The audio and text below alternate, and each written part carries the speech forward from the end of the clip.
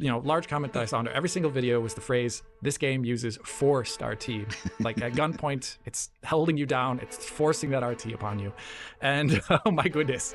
I just want to say that I find this really regressive attitude towards select games, and believe me, the vast majority of the market does not actually require an RT-capable card. Yeah, I think this is a new phraseology that's popped up. I would love to know where and why. The fact that a 4060 is a low-end GPU, they're not seeing the big picture, and they're like focusing on tiny things. Interesting is that John actually demonstrated in his video that forced RT, quote unquote, is actually a massive boon for a game developer because it solves so many problems in the actual creation phase of the game as well.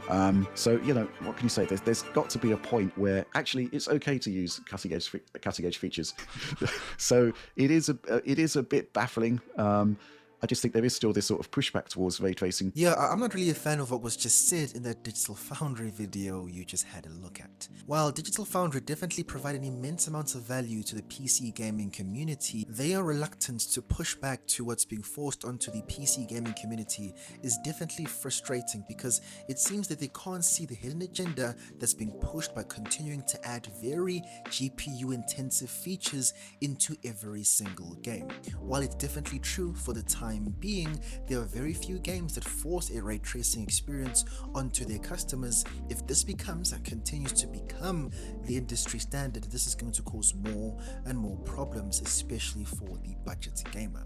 I'm somebody who got the 7900 GRE specifically because I had no particular interest in ray tracing at all. I wanted a high frame, high quality rasterized gaming experience, which is exactly why I went with AMD, and I planned to use that 7900 GRE at 4K. It's generally used as a 1440p card, but it is definitely very comparable and very, solid at a 4K resolution. Now, with forced ray tracing, I am absolutely forced to use almost the highest level of upscaling technology. Now, Doom the Dark Ages is one of the most exciting and new games that have been released that has forced ray tracing, which means you cannot switch it on or off. While it definitely performs very well and has a very smooth frame time graph, which is definitely to be commended for id Tech, the thing is, the barrier to entry to play this at a high level is a lot more difficult. If I want to play Doom the Dark Ages at a high frame rate, I'm probably going to have to switch on FSR or XeSS performance, while on Doom Eternal I was able to reach hugely high frame rates at a native resolution. The reason I'm bringing this up and the reason that this is a problem for the gaming community in general is that it is inflating the GPU hardware market exponentially. You're going to be forced to upgrade and buy a brand new GPU, forcing more people to spend more money into the hardware markets instead of using software optimization tactics such as backlighting and the plenty other tactics that were used primarily and back in classic games.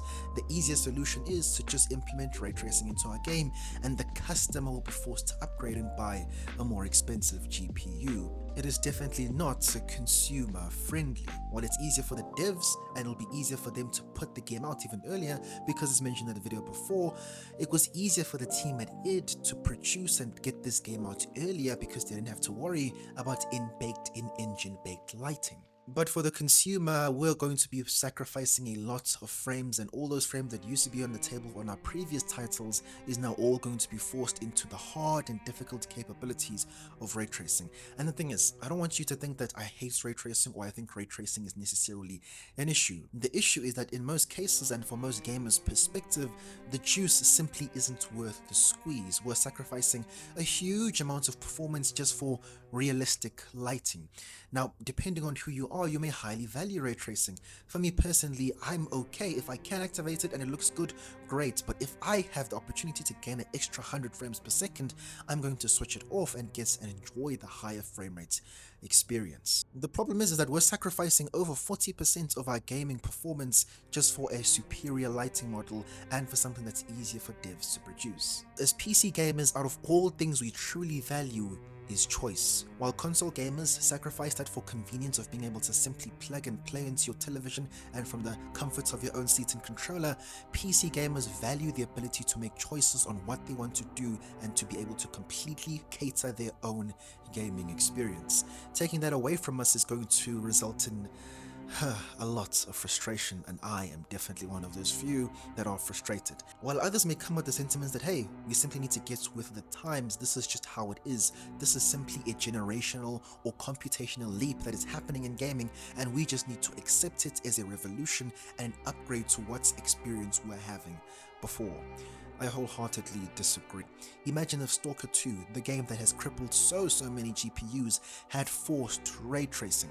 Just to be able to get Stalker 2 running at a good frame rate at the highest setting, I had to switch on FSR performance. Now it looked pretty good, but if there was forced ray tracing onto that game, I would not be able to run it, and I'm playing on a pretty higher mid-tier GPU. A lot of people are still playing at 1080p, a lot of people still are using the 60 series of graphics cards from nvidia, which are essentially 1080p cards or 1440p cards if you're using DLSS. While I understand that Digital Foundry and many others are making the arguments for the developers, I think the actual argument you really are making is for GPU manufacturers, and by supporting ray tracing you're essentially boosting their sales, because we're essentially telling every single consumer to get your money up, save up a bit and buy a more powerful GPU, because ray tracing is now the industry standard.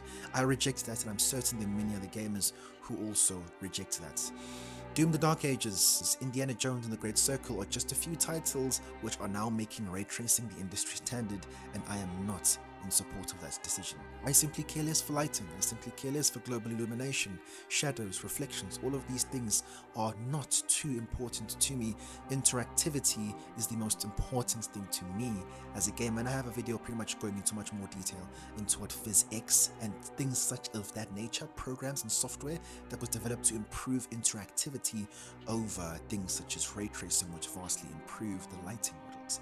There is an agenda. nvidia are trying to get their money up, AMD are trying to get their money up. This is all an opportunity for them to sell you more GPUs and to continuously shaft the consumer. Those are my thoughts. Hope you enjoyed the video. I've got more gaming content definitely coming soon your way. Let me know what topics you want me to dive deeper into. My name is Explicit Sage, and I will see you on the next video.